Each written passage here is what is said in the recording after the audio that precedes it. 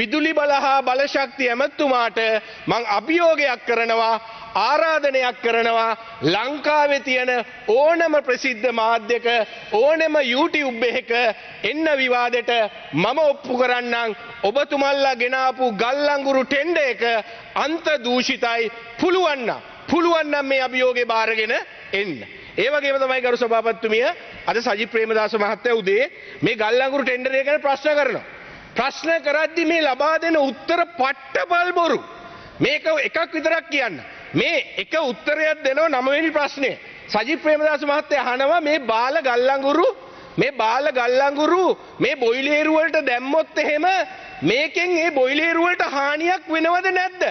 කෙලින්ම උත්තරේ දෙන්නේ නැත. මං හිතන්නේ මොකද්ද මේ මෙතුමා මන් දන්න විදිහට ඉංජිනේරු මහත්තයෙක්. කොහොමද එහෙම වෙන්නේ? මොනවද වෙන්නේ කියලා මේ ඇෂ් කන්ටෙන්ට් එක වැඩි වුණාම එහෙම නැත්නම් මේ කැලරිෆික් අගය අඩු වුණාම මොකද්ද මේකට වෙන්නේ කියලා පුතුමලා ගිහලා බලන්න. මේකේ පැහැදිලිව තියෙනවා. මේක එක පැත්තකින් බලශක්තිය අඩු වෙනවා. අනිත් පැත්තෙන් දුමාරය වැඩි වෙනවා. අනිත් පැත්තෙන් බොයිලේරුව විනාශ වෙනවා. අනිත් පැත්තෙන් නිතරම ක්ලීන් කරන්න වෙනවා. අනිත් පැත්තෙන් වායු ගෝලය දූෂණය වෙනවා. ඒ වගේම තමයි ජලය දූෂණය වෙනවා. පස දූෂණය වෙනවා. එදා මං හිතන්නේ අපේ ලාල්කාන්ත ඇමතුමාලා සාම්පූර්ණපා කියලා හොඳ ගල්ලංගුරු දැම්මත් සාම්පූර්ණපා කියලා උසාවි ගියා සුප්‍රීම කෝට්. අද අන්තිමට බාල ගල්ලංගුරු මේ රටට ගෙනෙල්ලා ඒක දහනය කරනවා කියනවා කමක් නැහැ දෙගුණයක් අපිට ගන්න පුළුවන් කියලා. මේ ඇග්‍රීමන්ට් එකේ කියවන්න 356 මේ 356 වල තියෙනවා පැහැදිලිවම බාල ගල්ලංගුරු අඩු මුදලට හෝ වන්දියක් එක්ක හෝ මොන විදියට ගත්තත් ඒවයි වෙන හානිය යම්කිසි ආකාරයෙන් නොලොච්චෝලේ බලාගාරයට හානියක් වුණොත් ඒකේ වගකීම බය ගන්න ඕන කියලා සෙල කොයි වෙලාවකවත් වගකීම ගන්නෙ නැහැ කියලා මේකේ පැහැදිලිව කියලා තියෙනවා. එතකොට මේ ඇග්‍රීමන්ට් එකේම තියෙද්දි මේ බාල ගල්ලංගුරු ගෙනෙල්ලා එක පැත්තකින් ශ්වසනාබාධ ඇති වෙන්න පුළුවන් මේක දහනය කරන හැමතිස්සෙම මේ නොරොච්චෝලේ වටේ ඉන්න අයට තමන්ගේ ශ්වසනාබාධ ඇති වෙන්න පුළුවන් වකුගඩු රෝගී ඇති වෙන්න පුළුවන් කෘෂි කර්මාන්තේ මොකද මේක ඇෂ් කන්ටෙන්ට් එක වැඩි ඩස්ට් එළියට යනවා වැඩි දුමාරය වැඩි මේක පාවිච්චි කරොත් වෙන්නේ නොරොච්චෝලේ යවට ඉන්න ජනතාවගේ පුංචි දරුපටවුගේ වයසක අයගේ ජීවිතය පවා අවදානමට ලක් වෙන්න පුළුවන්කම තියෙනවා.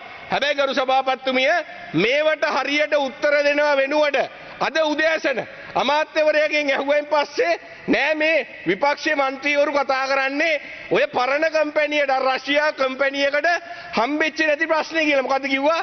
පොටෙන්ෂියා කියන සමාගමට නැති වෙච්ච ප්‍රශ්නේ තියෙන්නේ ඒක දූෂිතයි. එන්නේ සමාගමට හම්බුණා නම් කෑ ගහන්නේ නැහැ කියලා. හැබැයි මම එමෙතුමාගේ අවධානය යොමු කරන්න කැමතියි. ඔය පොටෙන්ෂියා කියන සමාගමට රෙජිස්ට්‍රේෂන් දීලා තියෙන්නේ ඔබතුමා ජයකොඩි ඇමතිතුමා බාරයේ ඉඳෙද්දී ජුලි මාසේ තමයි මේ අවුරුද්දේ ජුලි මාසේ තමයි පොටෙන්ෂියා සමාගමට රෙජිස්ට්‍රේෂන් දීලා තියෙන්නේ. මම දන්නේ එතුමාගේ වම් මත කියන කරන දේ දකුණ දන්නේ දකුණ එක වම දන්නේ එතුමාව රෙජිස්ට්‍රේෂන් දීලා එතුමාව විපක්ෂයට චෝදනා කරනවා. ඒ වගේම තමයි මේ අවුරුද්දේ අගෝස්තු මාසේ මම පැහැදිලිව මේ සමාගමට මේක දූෂිතයි කියන සමාගමට හොරට පහකුත් තව නැව් පහකුත් වැඩි කරලා දුන්නා.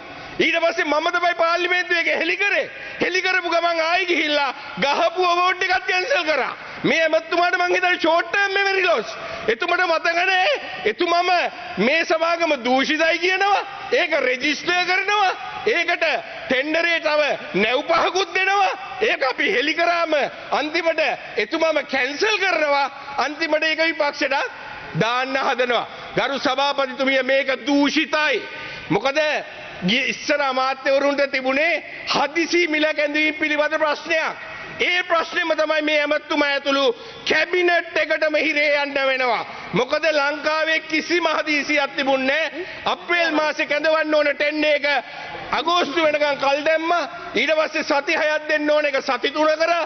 ඊට පස්සේ හදිසි ටෙන්ඩරයක් කියපු එක අන්තිමට ඒක රිවිව් කරන්න මාසෙකමාරක් ගත්තා. හදිසි ටෙන්ඩර් එක සති දෙකකින් රිවිව් කරන්න ඕන.